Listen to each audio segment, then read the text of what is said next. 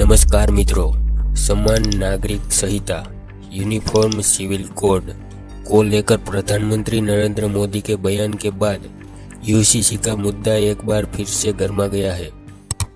आजकल हम देख रहे हैं कि यूनिफॉर्म सिविल कोड के नाम पर ऐसे लोगों को भड़काने का काम हो रहा है। आप मुझे बताइए, एक घर में परिवार के एक सदस्य के लिए एक कानून हो, परिवार के दूसरे सदस्य के लिए दूसरा कानून हो, तो क्या वो घर चल पाएगा? क्या कभी भी चल पाएगा? क्या फिर ऐसी दोहरी व्यवस्था से देश कैसे चल पाएगा? हमें याद रखना है कि भारत के संविधान में भी नागरिकों के समान अधिकार की बात कही गई है।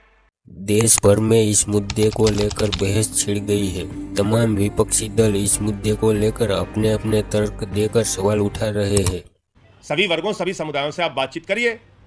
आपकी मंशा ही नहीं है यूसीसी लाने की।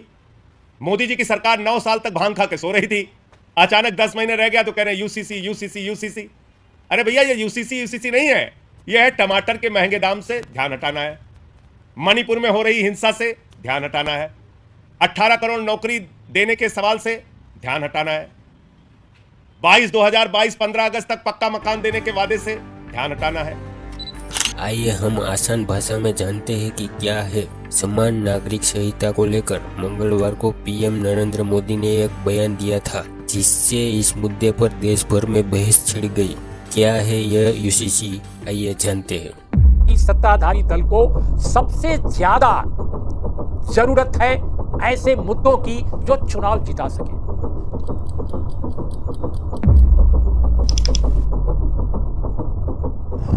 समान नागरिक संहिता यानी एक देश और एक कानून। जिस देश में समान नागरिक संहिता लागू होती है, उस देश में विवाह, तलाक, बच्चा गोद लेना, संपत्ति के बंटवारे से लेकर अन्य सभी विषयों को लेकर जो भी कानून बनाए गए हैं, वो सभी धर्म के नागरिकों को समान रूप से मान्य होते हैं।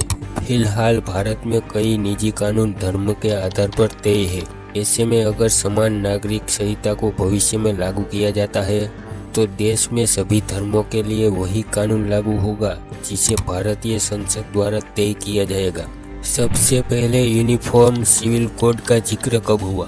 पहली बार यूनिफॉर्म सिविल कोड का जिक्र 1835 में ब्रिटिश सरकार की एक रिपोर्ट में किया गया था।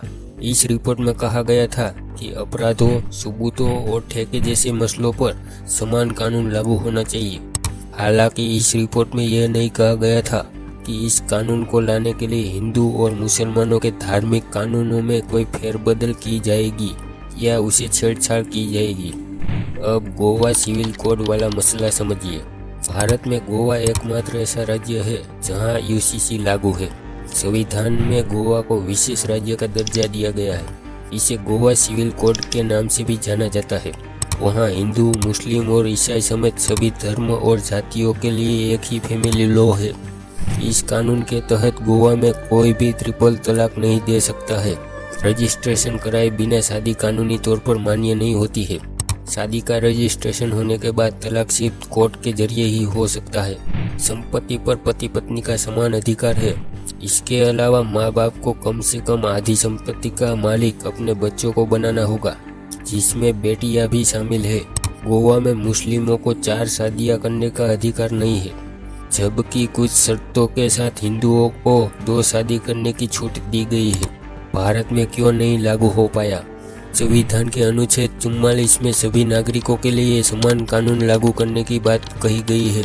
इसका ये मतलब होता है कि बाबा साहब ये कह रहे हैं कि कोर्ट को अगर फ्रेम किया जा रहा है, इसका मतलब ये नहीं है कि ये लागू हो जाएगा या लागू कर दिया जाएगा। उनका कहना था कि ये तभी अप्लाई होगा जब जिन लोगों पर अप्लाई किया जाना है वो स्वयं भी स्वीकार करें इसको।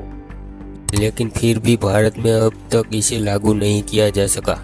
इसका कारण भारतीय संस्कृति की विविधता है। यहाँ एक ही घर के सदस्य भी कई बार अलग अलग रिवाजों को मानते हैं। आबादी के आधार पर हिंदू बहुसंख्यक है, लेकिन फिर भी अलग अलग राज्यों में उनके रीति रिवाजों में काफी अंतर मिल जाएगा। जैन, बौद्ध, ईसाई और मुसलमान आदि तमाम धर्म के लोगों के अपने अपने कानून हैं। ऐसे में अगर समान नागरिक संहिता को लागू किया जाता है तो सभी धर्मों के कानून अपने आप खत्म हो जाएंगे। धन्यवाद।